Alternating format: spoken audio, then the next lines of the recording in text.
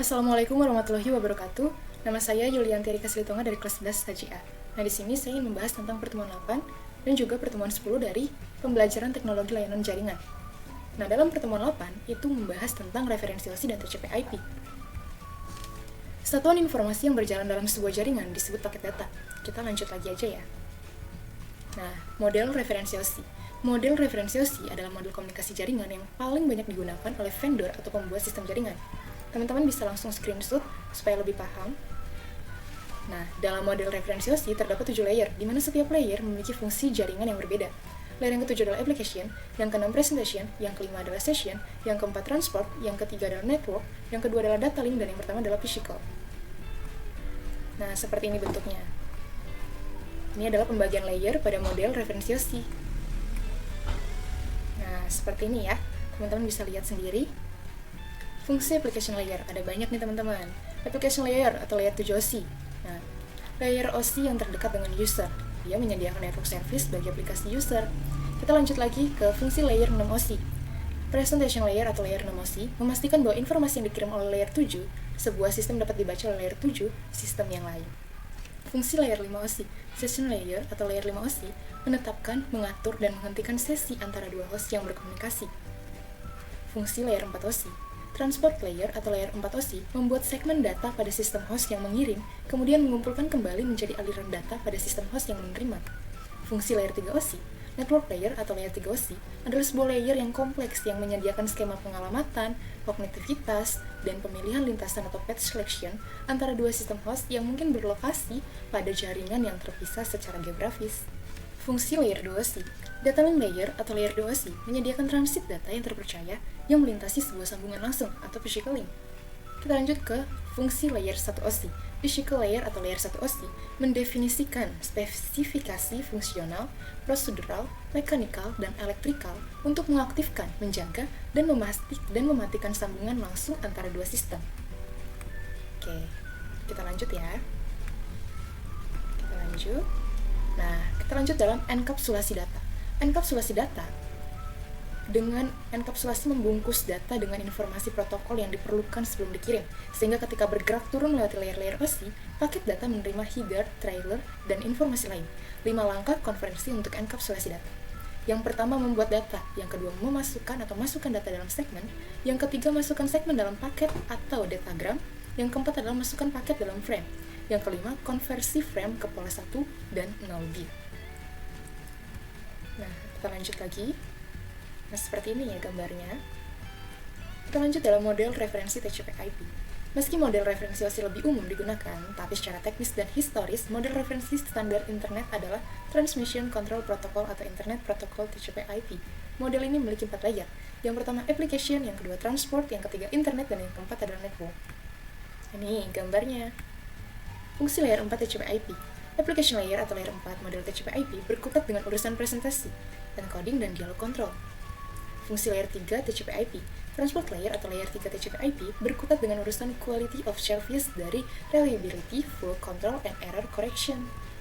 Fungsi layer 2 TCP/IP. Internet layer atau layer 2 TCP/IP berfungsi mengirim paket antara jaringan yang berbeda dan menentukan lintasan yang ditempuh.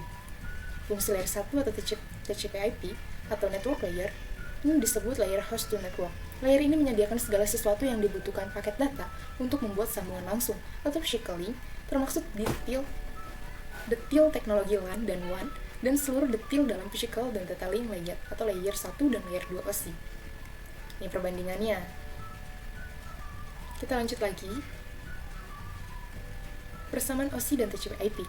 Yang pertama, keduanya memiliki layer-layer. Yang kedua, keduanya memiliki application layer, meski memiliki service yang berbeda. Nah, kita lanjut lagi ya. Perbedaan OSI dan TCP/IP. TCP atau IP mengombinasikan presentation dan session layer OSI ke dalam application layer. TCP atau IP mengombinasikan data link dan physical layer OSI ke dalam satu layer. Nah, kita lanjut lagi. Sudah habis. Nah, ini pertemuan 8. Kita akan lanjut ke dalam pertemuan yang ke-10. Nah, sekarang kita masuk ke dalam pertemuan yang ke-10. Kita lanjut. Nah, pertemuan yang ke-10 itu membahas tentang komunikasi data. Apa sih komunikasi data? Komunikasi data adalah hubungan atau interaksi pengirim dan penerima antar device yang terhubung dalam sebuah jaringan. baik yang dengan jangkauan sempit maupun dengan jangkauan yang lebih luas. Komunikasi data bisa terjadi jika ada pengirim, penerima, media transmisi, dan protokol. Sistem komunikasi data. Nah, ada komputer untuk memproses data, ada terminal atau peralatan masukan atau keluaran untuk mengirimkan atau menerima data, ada media transmisi atau media yang menghubungkan antara pengirim dan penerima. Media transmisi sering juga disebut saluran komunikasi.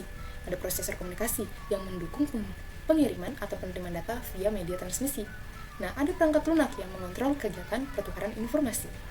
Macam-macam isyarat. Nah, ada dua. Yang pertama adalah isyarat analog, dan yang kedua adalah isyarat digital. Apa sih isyarat analog? Isyarat analog bisa juga disebut isyarat kontinu, karena bentuknya berupa gelombang dan kontinu yang membawa informasi dengan mengubah karakteristik gelombang. Kita bisa lihat ya di layar gambarnya. Yang kedua adalah isyarat digital. Apa itu isyarat digital? Isyarat digital biasa juga disebut isyarat diskret. Isyarat ini tersusun atas dua keadaan yang biasa disebut bit. Nah, kita bisa lihat ya gambarnya di layar.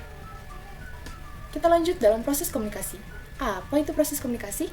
Proses komunikasi adalah peranti yang bertindak untuk melewatkan data atau informasi ke media transmisi atau menerima informasi dari media transmisi. Sebagai contoh, modem atau demodulator adalah peranti yang memungkinkan data digital dalam pada bagian pengirim dapat dilewatkan ke media transmisi yang bersifat analog dan mengkonversi data analog yang berasal dari media transmisi menjadi data digital pada bagian penerima. Kita lanjut lagi. Kanal. Apa itu kanal? Nah, pada komunikasi data, media transmisi sering dinyatakan dengan istilah rangkaian atau circuit. Sebagai analogi, kanal dapat dibayangkan sebagai jalur-jalur yang terdapat pada suatu jalan. Sebuah jalan bisa mengandung lebih dari satu jalur. Media transmisi yang hanya mengenal sebuah kanal dikenal dengan istilah jalur sempit atau baseband. Sedangkan media transmisi yang terdiri atas beberapa kanal biasa disebut jalur lebar atau broadband. Kita lanjut lagi. Laju data. Apa itu laju data? Nah, berkaitan dengan kecepatan data, terdapat dua istilah yang terkandung, sering dipertukarkan dan sesungguhnya berbeda. Kedua istilah yang dimaksud adalah laju bit atau bitrate. Laju bit seringkali disebut laju data, menyatakan jumlah bit per detik. Laju baut seringkali disebut baut saja, menyatakan kecepatan isyarat, baik analog maupun digital, yang melalui kanal. Kita lanjut lagi. Komunikasi audio atau suara. Apa itu komunikasi audio atau suara? Komunikasi audio atau suara adalah komunikasi yang menggunakan frekuensi radio sebagai media pengiriman data.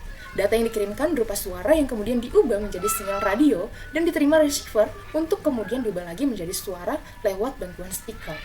Nah, mungkin segitu aja yang dapat saya beritahu dalam pertemuan 8 dan pertemuan 10. Nah, kurang lebihnya mohon maaf. Akhir kata, salam.